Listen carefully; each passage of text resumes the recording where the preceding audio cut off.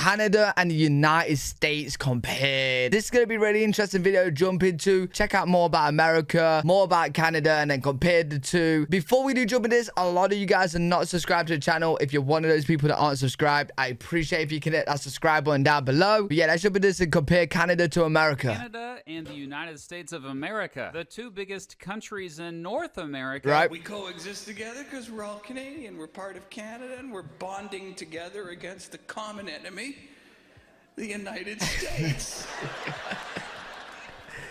I'm not gonna lie, when I was like growing up, like at the younger ages, Canada and America just seemed like just one big I knew it was obviously two countries, but it just seemed like one big country, like everyone was the same and stuff and did the same things and that. So yeah, I can't wait for this one. Horrible country.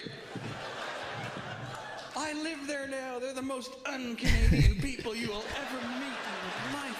Nah, actually, both have a lot in common. Whoa, are we really gonna do this? Okay, let's yes, do we this. are. Both have very close cultural and economic ties. Right. So actually, both are two of the biggest countries in the world. Yep. Canada is slightly bigger than the United States. Both Mad. share the world's longest border between two countries. Right. The border stretches 5,525 miles, or I mean, 8,891 kilometers. Yeah, while Canada has officially adopted the metric system. Do you know what's weird? Like, the UK is the metric system, right?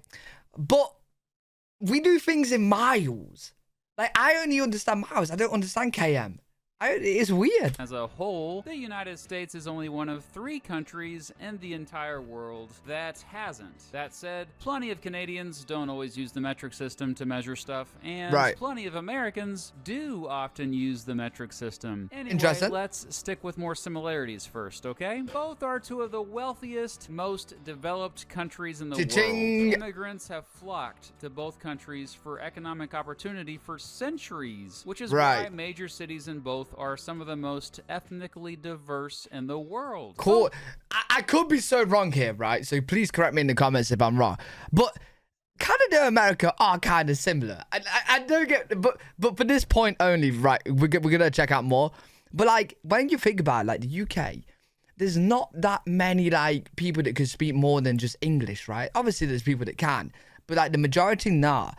Whereas like Canada, you have a lot of people that I know of in Canada that can speak French, right? Like a lot of people can speak French in Canada. And in America, I've learned recently a lot of people speak Spanish as well, which is like is really cool. Both have mixed economies and have a progressive tax system on income. However, Canadians definitely pay higher taxes overall. Lots of trading be going on between the two. The United States is Canada's largest trading partner. Makes sense. Canada is consistently a top 3 trading partner for the United States. Both Makes are sense. in NATO and have historically fought as allies in wars. Thank you, guys. Both have lots of natural resources. Oh, Both beautiful. have a wide variety of climates and rainfall patterns. Both are democratic. Specifically, the United States is a democratic republic, and Canada is a parliamentary democracy and constitutional monarchy. Both I ain't gonna lie, I don't really know what those words mean. I ain't gonna lie, I'm just guessing America has presidents and Canada has prime minister. That's all I'm taking from that one. Both are growing at the same rate. Residents of both generally like their space. Indeed, everything's more spread out in both countries. Both have mostly the same holidays. Yeah, they both celebrate Thanksgiving, but of course not on the same day. Americans celebrate it on the 4th Thursday of November. Canadians celebrate it on the 2nd Monday of October. Interesting. This is partially because Americans associate the holiday more with the Pilgrims coming over, while Canadians associate it more with the Harvest Festival in general. Hey, you know what? Let's get into some history. Well, the earliest humans in what would later become both countries had settled nearly all of North America by 12,000 years ago. The Norse came to North America maybe as far south as modern-day United States, but certainly modern-day Canada around 1,000 years ago. Throughout the 1500s, European explorers came searching for riches and to take over and convert indigenous peoples to their religion. The big 3 countries to explore, conquest, convert, and colonize were Spain, England, and France. France. The Dutch and Swedes also had small claims as well. And that's why the main languages spoken over there are Spanish, English, and French. The Russians out west later on. Ultimately, future Canada and a big chunk of the future United States would be fought over by the British and French, while the Spanish held on to claims for another big chunk of the future United States up into future Canada. By the early 1700s, around a few thousand Spanish, 16,000 French, and 300,000 English settlers lived in modern-day United States and Canada. That alone should tell you the direction the future would go. But first, a few wars between France and Britain. The biggest one. Hey, there's some unfair numbers, I ain't gonna lie. 16,000 versus 300,000? The 7 Years' War, well, specifically the French and Indian War, led to Britain taking over all previously held French territory in mainland North America. Britain was feeling pretty good about themselves until 13 of its colonies decided to all up and declare independence a few years after this. Today, Americans celebrate July 4th, 1776, as their country's birthday, as that was the day the Second Continental Congress adopted the Declaration of Independence. After the American War of Independence, Britain lost most of its North American colonies, but it did hold on to future Canada. Many of the loyalists during that war, or folks who wanted to stay loyal to Britain, ended up fleeing the United States to future Canada. The United States was truly an experiment. It was the first government that went all in for the Enlightenment ideals of liberalism and republicanism, completely rejecting royalty and the aristocracy, while calling... It's actually really cool to think about, like, Canada and America was kind of like in the same situation, but America went and did their thing, and Canada, they were still tied to England. And then now you see the two different routes that they've taken. Do you know what I mean? From that point onwards. It's actually really cool to think about like that. Republicanism, completely rejecting royalty and the aristocracy, while calling for prioritizing the protection of natural rights. It was the first major group of colonies to successfully revolt against colonial rule and inspire the rest of the world. Meanwhile, in 1791, Britain established Upper Canada and Lower Canada. Lower Canada still had a predominantly French population. Also, by that time, there were the colonies of Nova Scotia and New Brunswick. Yeah, because I could be so wrong with this, but isn't it like most of the right side that would be speaking French, like still in Canada now? Then the left side of Canada. I could be so wrong, so like correct me, because I don't know too much about Canada, but I know a little bit. In 1803, the United States bought Louisiana from France, doubling the size of the country. Now let's jump ahead to the War of 1812. Most Canadians today know all about the War of 1812 and love to point out how this was the war when the British forces burnt down the White House. Most Americans barely know anything about the War of 1812. I don't. So, hey, Americans, why don't you educate yourselves on it, okay? Mr. Betts has just released a video about it over on his new channel, Drawn of History. Go watch it right now. I ain't gonna lie, I've never heard about the War of the 1812. Now and come back, or watch it later or something. That'd be interesting video. Collaboration, okay? Yes, we plan to release these videos at the same time. It's a conspiracy. Anyway, yeah, so the future Canadians and Americans battled it out in the War of 1812, but really, it was a draw. One thing for sure, after that war, things have been relatively peaceful between the two countries ever since. Well, there was the Oregon boundary dispute. As both the United Kingdom and the United States looked to continue expanding westward, both had signed the Treaty of 1818 to settle boundary disputes and to jointly settle in Oregon country. However, as more and more American settlers came to Oregon by the 1840s, tensions got a little hot between the two. Fortunately, they resolved it with the Oregon Treaty, splitting up Oregon at the... Wait, isn't this the place where you're in America, and to get like buy land to get, you know, stay in America or go somewhere here, you have to go through Canada and then into America again? That's crazy. Parallel, so that the United Kingdom got the northern half and the United States got the southern half. Right. That 49th parallel today makes up much of the border between the United States and Canada. Massive I guess later countries. there was also a dispute between Alaska and the United Kingdom as well. Once gold was discovered in the Yukon, but that was settled relatively easily. Back to the 1840s, the United States States annexed the Republic of Texas, eventually leading to a war with Mexico, which the United... Oh, wait, about the thing that I was saying, we're in Canada to get to America. I mean, if you're in America, you have to go through...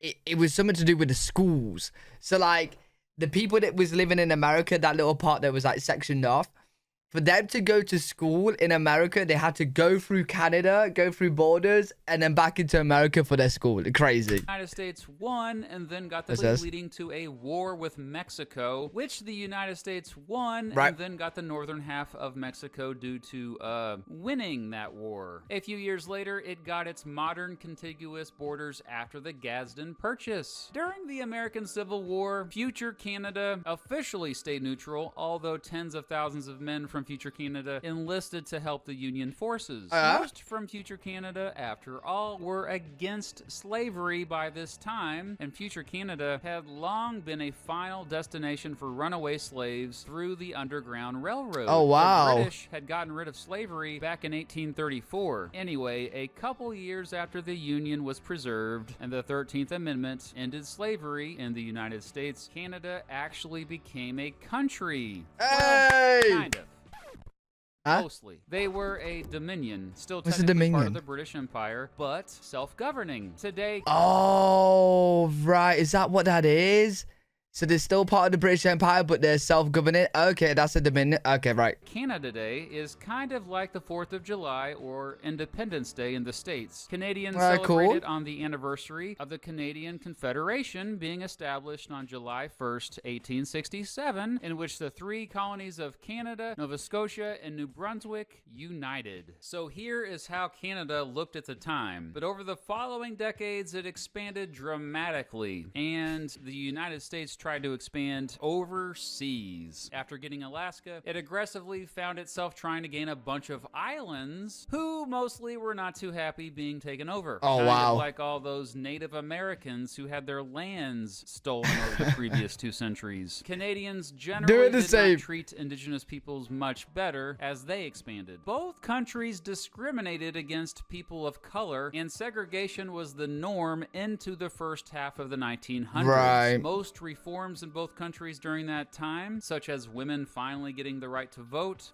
I can't lie, there's quite a few similarities, like quite a few with both Canada and America. A similar pattern during that time. Canada and the United States were close allies during both the world wars. While the United Kingdom put Canada with full equal standing with it in 1931, most Americans have no idea that Canada didn't truly become a completely independent country until 1982 after it adopted its own constitution. After World War II, both countries went through very prosperous times and continue to follow similar paths with reforms. Right. However, Canada went a bit further with its government programs and has been more left-leaning, and this trend continues to this day. Canada also seems to have gone in a more progressive direction earlier. For example, it legalized same-sex marriage 10 years before the United States. Right, okay. Today, many of the differences between Canada and the United States are linked to the fact that Canada stayed loyal to Britain for many years after the United States became a country, after breaking away from Great Britain. Most Americans... Yeah, I can't lie, that's like the 2 biggest routes that they went down. Like, America broke off from the UK, Canada stayed, you know, connected. Of Canada. Less Canadians adore the United States, but still, they get along so freaking well. The United States has more people, a lot more people. In fact, it not even close. Has 9 times as many people and has... Do you know what's mad? How big Canada is, and it's only got 37 million people. Bro, that's crazy. The 3rd largest population in the world. California has more people than Canada. Remember, Canada is slightly bigger in size and is the 2nd largest country in the world by area, followed only by Russia. However, most of this area has few residents due to it being oh so very, very cold. Wow. 90% of Canadians actually live within 100 miles of the U.S. border. What? And yeah, Now let's look at the climate more closely. Canada is perhaps Beautiful. obviously colder, being further north, even if you include comparing it to Alaska. Most of Canada's climate zones are affected by very cold air from the Arctic region. There are exceptions. Along the southwestern coast of Canada, there Oh, I can't lie. I've not really seen too many pictures of Canada. Canada's beautiful, man. is mostly an oceanic climate. Much of southern Canada has various types of continental or arid climates. However, the vast majority of Canada is subarctic, and much of it is also tundra. The furthest northern areas of Canada are even permanently under ice. The United States is obviously warmer over... Bro, look at this. Look at... Bro, both countries are gorgeous from what I'm seeing, right? This is unreal. Now, I know you have to be a millionaire to be living here because these are some beautiful big houses, right? But, oh my... This is unreal. Overall, but basically has every climate zone imaginable. From the rainforests of Hawaii to the tundra of Alaska, from the humid subtropical climate of most of the South and part of the Midwest, to the deserts of the western portions of the country. 50 countries in one. You'll even see several different climate types within one state. The wettest parts of the country get as much as 275 inches of precipitation each year. On the other hand, Death Valley, desert as well. Not only the driest but hottest place in the country, barely gets more than 2. Honestly, it's literally like you just shown me 10 different countries around the world.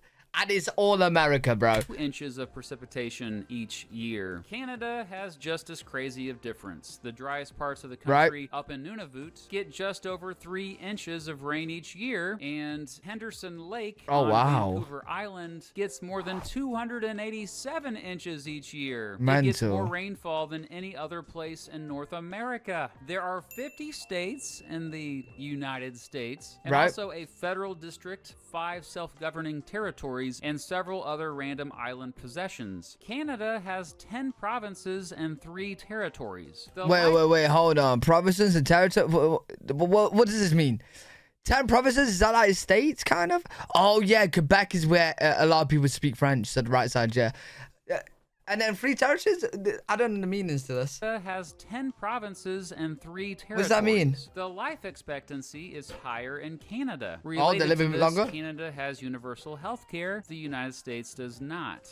Politically, the United States is more conservative on most issues. The median age is higher in Canada. Canada has 2 official languages, English and French. The majority of Quebec residents speak French as a first language. The United States has no... Oh, French is the first language. Oh, okay. Interesting. Official language, but the 2 most common languages are English and... Wait, America don't have an official language? I thought English would be the official language. Why did... Huh? What makes a country have an official language then? And Spanish. The poverty rate is higher in the United States, although Canadians measure their poverty rate differently, so perhaps that is misleading. The United States also has worse debt as a percentage of GDP. However, the median household income is higher in the United States. Football, or American football, that is the most popular sport in the United States, whereas ice hockey is the most popular sport in Canada. Major League Baseball and the National Basketball League both have 29 American teams and 1 Canadian team. Those Canadian teams in both leagues are based in Toronto, which indeed is a city that feels like it actually could be in the United States. And that's why they got a team in the leagues? Cost of living is generally higher in the United States. At the time of this recording, 1 Canadian dollar was worth about 76 cents, meaning Americans visiting Canada get more of a better deal. Normally, there is lots of movement going back and forth between the countries, but less so, obviously, during the COVID-19 pandemic. Speaking of the pandemic, Canada has fared with it better than the United States. Canadians are generally less religious. For those who are religious, more identify as Roman Catholic, whereas in the United States, more identify as Evangelical Protestant. A higher percentage I've heard of Roman Catholic as Evangelical Protestant. I've never heard of evangelical Protestant. Never heard of that.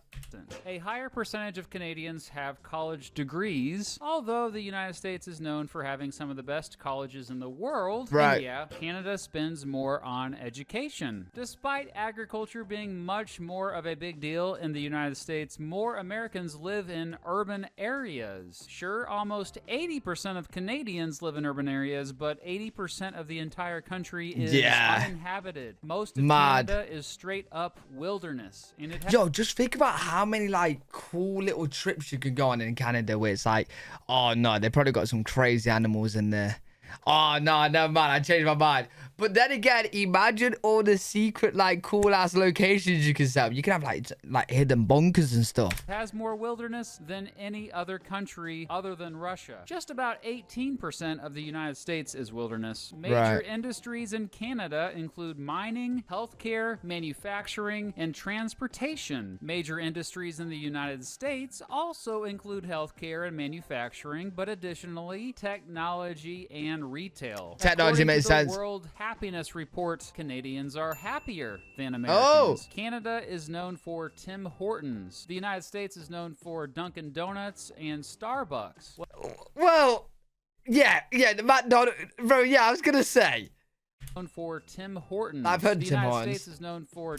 But like, I was gonna say, the United States is known for a lot of things. Dunkin' Donuts and Starbucks. Well, dang, while we're at it, the United States is known for so many freaking brands. Yeah, that's what I was gonna say. 3 of the 5 biggest companies in the world, Walmart's, Amazon Wait, what's that? brands. 3 of the 5 biggest companies Right. in the world, Walmart's, Amazon, and Apple, are all based there. Probably the most well-recognized symbol of the United States is the bald eagle. Yeah, The most I don't know what kind of recognized symbol of Canada, the maple leaf. It's even on the Interesting. flag. The American flag has 13 stripes that represent the I'm so original dumb. 13 colonies, and I'm so dumb. Oh, I wonder what Canada's like symbol is, bro. It's on the flag, man. the maple leaf. It's even on the flag. The American flag has 13 stripes that represent the original 13 colonies and 50 stars that represent the 50 states of the Union. The United States has a much bigger military. In fact, it easily has the largest military in the world. No other country even comes close. Marijuana is completely legal in Canada, but in some American states it's still illegal. Canada has less violent crime. The United States has a higher percentage of its own citizens in prison than any other country in the world. That said, the United States is generally a more free place. One example of this is censorship. Perhaps due to Americans placing a high value on freedom of speech, you just hear and see more provocative and controversial stuff there. How about Canadian content, eh? Wait, this is gonna be interesting because off the top of my head, I can't think of any like Canadian like shows or anything. The Canadian government actually requires that radio and TV broadcasters, including cable and satellite channels, have to broadcast at least a certain percentage of content that was at least partially created or presented by Canadian residents. Fortunately for Canada, lots of great music comes out of the country considering how much fewer folks live there. But yeah, American culture is more influential on the world. Yeah, history, 100%. As the United States dominated mass media, it also spread its culture around the world through music, movies, TV shows, video games, and social media. There are two major reasons for this. One, a spirit of innovation throughout American history, and two, just having a huge domestic market. With the majority of Americans speaking English, they have also had access to a worldwide market of more than 2 billion English speakers. Wait, percentage of English speakers by country? Oh, this is interesting. Very interesting. Cool. The United States is more nationalistic. If you tell a Canadian about the Pledge of Allegiance, many of them would be a bit confused, to say the least. Canada stopped making pennies. The United States still does, for some reason. Canadians generally do know a lot more about the United States than Americans know about Canada. Americans party harder. I have no scientific evidence to back this up, but it's probably true. Okay, let's try to wrap this up. Overall, most of the differences between the I don't know. The Canadians I know, they know how to party, man. two are... Try to wrap this up. Overall, most of the differences between the two are subtle. Like, right. Canadians apparently call these pencil crowns, but Americans call them colored pencils. Oh, we call them pencil crowns. And Canadians call these washrooms, and Americans call them bathrooms or restrooms. Right. But honestly, folks like We call them toilet. argue those differences are overrated. Because both countries are so dang big, and because there are so many regional differences, it's been really difficult making this video, since many of these generalizations are misleading. Undoubtedly, the United States remains a superpower in the world, and Canada is often in its shadow. However, both continue to thrive and really do depend on each other. And yeah, they really are two of my favorite countries. And they both are extremely beautiful. I mean, no surprise, right? That was really, really good. Let me know what you guys think in the comment section. If you're from America or Canada, let me know a little bit more about your countries and like more comparisons and stuff. It'll be really cool to check out. But yeah, great video. Hopefully you guys enjoyed. If you did, make sure you thumbs up, subscribe for more content. I'm live every single day on twitch.tv/LPWG. If you guys want to check me out over there, I'll see you on the next one. Peace.